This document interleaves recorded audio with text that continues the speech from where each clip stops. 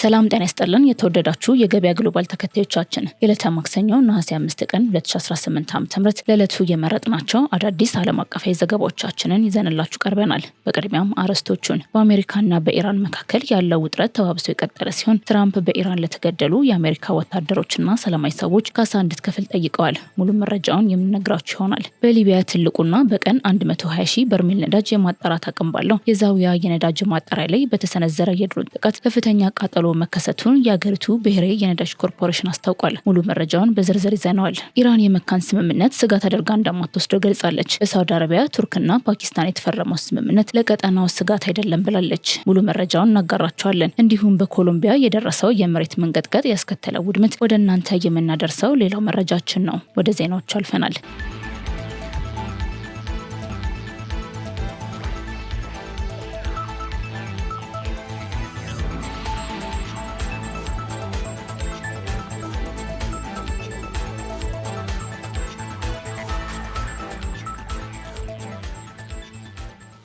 ትራምፕ በኢራን ለተገደሉ የአሜሪካ ወታደሮችና ሰላማዊ ሰዎች ካሳ እንድትከፍል ጠየቁ። የአሜሪካው ፕሬዝዳንት ዶናልድ ትራምፕ ኢራን ባለፉት 10 ዓመታት ውስጥ ለተገደሉ በሺዎች የሚቆጠሩ የአሜሪካ ወታደሮች፣ ለገዛ ዜጎቿ እንዲሁም በቅርቡ በነበረው ግጭት ለተጎዱ ወገኖች የካሳ ክፍያ እንድትፈጽም ጠይቀዋል። ትራምፕ ይህንን ጥያቄ ያቀረቡት በኢራንና በአሜሪካ መካከል የነበረውን 5 ወራት የፈጀ ጦርነት ለማስቆምና ወሳኙን የሆርሙዝ የባህር መስመር ለማስከፈት የሚደረገው ንግግር በተጨባጭ ለውጥ ባጣበት ወቅት ነው። የካሳ ጥያቄው የተነሳው የኢራን ተደራዳሪዎች በአሜሪካና እስራኤል ጥቃት ምክንያት በሀገራቸው ላይ ለደረሰ ውድመት ካሳ በመጠየቃቸው እንደሆነ ተገልጿል። ፕሬዝዳንት ትራምፕ በትሩዝ ሶሻል ባሰፈሩት መልእክትም ኢራን በጀነራል ቃሲም ሱሌይማኒ መሪነት በቦምብና በተለያዩ ግጭቶች ለገደለቻቸውና ላቆሰለቻቸው የአሜሪካ ወታደሮች በዩኤስኤስ ኮል መርከብ ላይም ለተገደሉ ቤተሰቦችና ለሌሎች በርካታ መስዋዕት ለሆኑ ዜጎች ካሳ መክፈል አለባት ብለዋል። በተጨማሪም ሀገሪቱ ባለፉት 50 ዓመታት ውስጥ ለገደለቻቸው በመቶ ሺዎች የሚቆጠሩ ሰላማዊ ተቃዋሚዎችና ባለፉት 5 ወራት ለተገደሉ 52000 ዜጎች ቤተሰቦችም ተገቢው ካሳ ሊከፈል ይገባል ሲሉ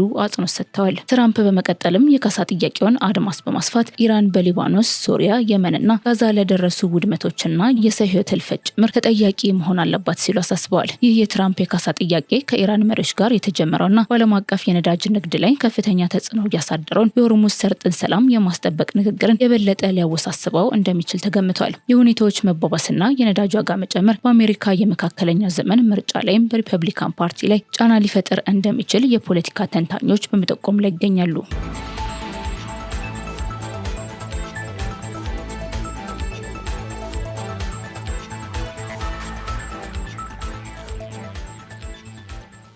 የቻይና ሮኬት ከተነሳ ከ85 ሰከንድ በኋላ በእሳት ቃጠሎ ወደቀ። ቻይና ሳተላይት ወደ ህዋት ለማስገባት ያስወነጨፈችው ሮኬት ከመነሳቱ ከ85 ሰከንድ በኋላ በአየር ላይ ፈንድቶ መውደቁ ተገልጿል። ሎንግ ማርች 7A የተሰኘው ሮኬት ሰኞ ምሽት ከቻይና ደቡባዊ የሃይናን ደሴት ከሚገኘው የህዋ ማስወንጨፊያ ማዕከል ተነስቶ ከ1 ደቂቃ ከ25 ሰከንድ በኋላ በከፍተኛ የእሳት ቃጠሎ ተበታትኗል። የቻይና የመንግስት ዜና ወኪል ሺንዋ እንዳስታወቀው በሮኬቱ በረራ ወቅት ያልተለመደ ክስተት መፈጠሩንና የአደጋውን ትክክለኛ ምክንያትም በምርመራ ላይ መሆኑን ገልጿል። ሮኬቱን ወደ ህዋ ለማስገባት የታቀደለት ቻይና ሳት 4B የተሰኘው የመገናኛ ሳተላይት ሲሆን ሳተላይቱ በዓለም ዙሪያ ለሬዲዮ፣ ለቴሌቪዥን እና ለሌሎች የመገናኛ አገልግሎቶች ድጋፍ ለመስጠት የታቀደ ነበር። ሎንግ ማርች 7A በቻይና የህዋ ፕሮግራም ውስጥ በተደጋጋሚ ጥቅም ላይ ከሚውሉ የሳተላይት ማስወንጨፊያ ሮኬቶች አንዱ ነው። ይህ ሮኬት 18ኛ ተልዕኮን ለማከናወን ተዘጋጅቶ የነበረ ሲሆን ከዚህ ቀደም በ2020 በመጀመሪያው ተልዕኮ ብቻ የማስወንጨፍ ውድቀት አጋጥሞት ነበር። የሰኞው ክስተት የቻይናን የህዋ ፕሮግራም ከሚፈትኑ የሮኬት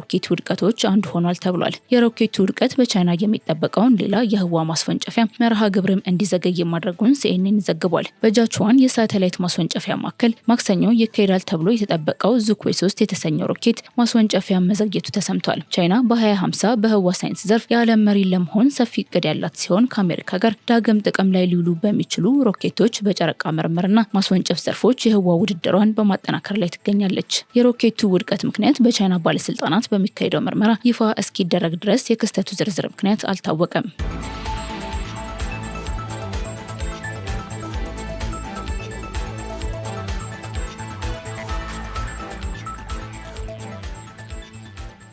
ኢራን የመካ ስምምነትን ስጋት አድርጋ እንደማትወስደውና የቀጠናው የደህንነት ሁኔታ እየተቀየረ መሆኑን ገለጸች።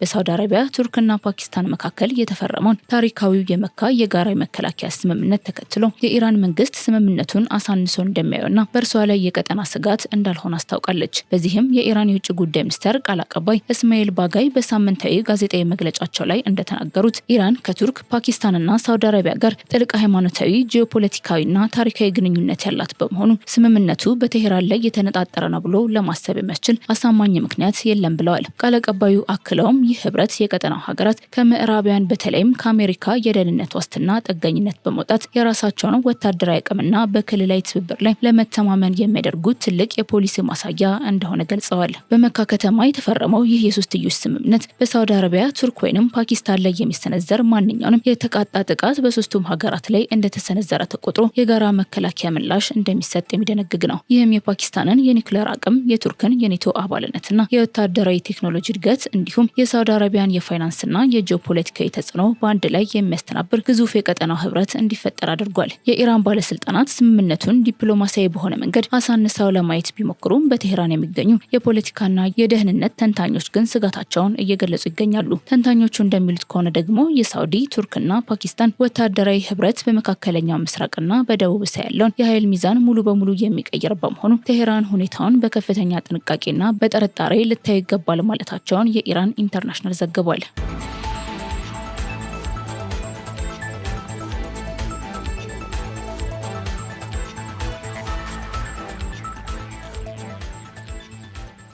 በሊቢያ ትልቁ የነዳጅ ማጣሪያ ላይ በተሰነዘረ የድሮን ጥቃት ከፍተኛ ቃጠሎ መከሰቱ ተሰማ። በሊቢያ ትልቁና በቀን 120 ሺህ በርሜል ነዳጅ የማጣራት አቅም ባለው የዛዊያ የነዳጅ ማጣሪያ ላይ በተሰነዘረ የድሮን ጥቃት ከፍተኛ ቃጠሎ መከሰቱን የሀገሪቱ ብሔራዊ የነዳጅ ኮርፖሬሽን አስታውቋል። ከዋና ከተማ ትሪፖሊ በስተምዕራብ 40 ኪሎ ሜትር ርቀት ላይ በሚገኘው በዚህ ማጣሪያ ላይ ሰኞ ምሽት የተሰነዘረው ጥቃት በግምት 4.5 ሚሊዮን ሊትር የያዘ ግዙፍ የነዳጅ ማከማቻ ጋን ሙሉ በሙሉ እንዲወድም አድርጓል። የሊቢያ የድንገተኛ አደጋና የአምቡላንስ አገልግሎት ባወጣው መግለጫ በጥቃቱ ምክንያት ለህይወት የሚያሰጋ ከባድ አካላዊ ጉዳት የደረሰበት ሰው አለመኖሩንና አብዛኞቹ ተጎጂዎች በጭስ መታፈን ምክንያት የመጀመሪያ ደረጃ ሕክምና እንደተደረገላቸው ገልጿል። ይሁን እንጂ የነዳጅ ኮርፖሬሽኑ ድርጊቱን የእቅድ ማፍረስና የማበላሸት ጥቃት በማለት የገለጸው ሲሆን መሰል ጥቃቶች የሚቀጥሉ ከሆነ የማጣሪያውን ስራ ሙሉ በሙሉ ለማቆምና ከአቅም በላይ በሆነ ሁኔታ ስራ ለማቆም እንደሚገደድ አሳስቧል። እንደ ኮርፖሬሽኑ መረጃ ከሆነ ዋና የነዳጅ ማከማቻ ጋን ከመለየቱ አስቀድሞ በማጣሪያው ቅጥር ግቢ በሚገኙ የውሃ ማጣሪያና የናፍጣ ማከማቻ ተቋማት ላይ ተከታታይ የድሮን ጥቃቶች ተፈጽመው ነበር። በተጨማሪም ቃጠሎ ከተከሰተ በኋላ ሌላ ድሮን በነዳጅ መሙያ ጣቢያው አካባቢ መውደቁ ተጠቅሷል። ለጥቃቱ እስካሁን ኃላፊነት የወሰደ አካል ባይኖርም አደጋው በሀገሪቱ ያለውን ደካማ የጸጥታ ሁኔታና የኢኮኖሚ መሰረተ ልማቶች ስጋት ላይ መውደቃቸውን ያሳያል። እንደ አውሮፓውያኑ አቆጣጠር በ2020 ከተደረሰው የተኩስ ማቆም ስምምነት በኋላም ቢሆን በምዕራብ ሊቢያ በሚገኘውና በተባበሩት መንግስታት ድርጅት በሚታወቀው የጠቅላይ ሚኒስትር አብዱል ሐሚድ ድቤባህ አስተዳደርና በምስራቅ ሊቢያ በሚገኘው ተፎካካሪ ኃይል መካከል ያለው የፖለቲካ ክፍፍል ሳቢያ አሁንም ድረስ የነዳጅ ተቋማት ለተለያዩ ጥቃቶች ተጋላጭ ሆነው ይገኛሉ።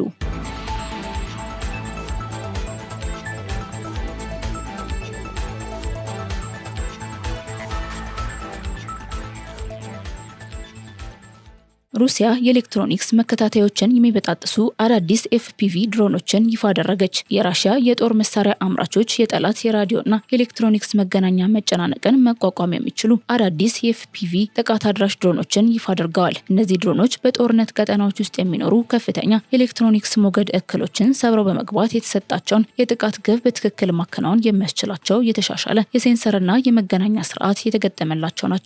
አዲሱ ቴክኖሎጂ ራሽያ በቅርብ ዓመታት ከተካሄዱ ዘመናዊ ውጊያዎች ካገኘችው ልምድ በመነሳት ያበለጸገችው ሲሆን በጦር ሜዳ ላይ የጠላትን ድሮኖች ለማክሸፍ ዋነኛው መንገድ የሆነውን የኤሌክትሮኒክስ ጦርነት መቋቋም የሚያስችል መሆኑ ተገልጿል። የጦር መሳሪያ ተንታኞች እንደሚሉትም በወደፊት የጦር ሜዳዎች ውስጥ ሰው አልባ አውሮፕላኖች ወይንም ድሮኖች ያላቸው ሚና እየጎላ በመምጣቱ ራሽያን ጨምሮ የኔቶ አባል ሀገራት የኤሌክትሮኒክስ ጦርነቶችን መቋቋም በሚችሉ የድሮን ቴክኖሎጂዎች ላይ የሚያደርጉትን ከፍተኛ ኢንቨስትመንት አጠናክረው ይቀጥላሉ ተብሎ ይጠበቃል።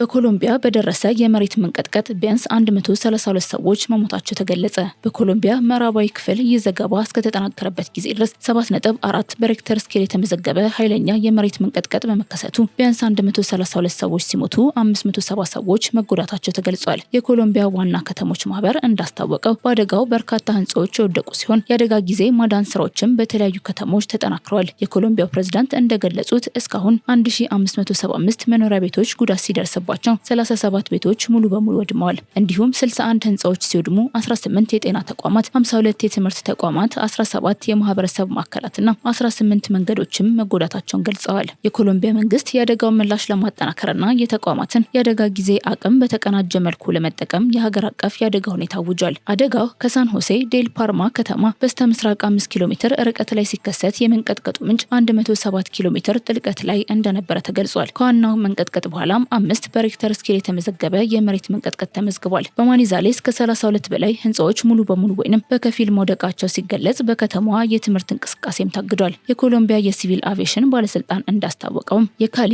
አልፎንሶ ቦኒያ አራጎን አየር ማረፊያ ጉዳት ደርሶበታል። በተጨማሪም በተለያዩ አካባቢዎች የሚገኙ ማረፊያዎች ላይ የመዋቅራዊ ደህንነት ምርመራ ለማድረግም የአየር በረራዎች ታግደዋል። የአደጋ ምላሽ ስራዎች በመቀጠላቸው የሟቾችና የተጎዱ ሰዎች ቁጥር የበለጠ ሊጨምር እንደሚችል ተገልጿል። በኮሎምቢያ ከተከሰተው አውዳሚ የመሬት መንቀጥቀጥ በኋላ አሜሪካ የ15.5 ሚሊዮን ዶላር አስቸኳይ እርዳታ ለመስጠትም ቃል ገብታለች።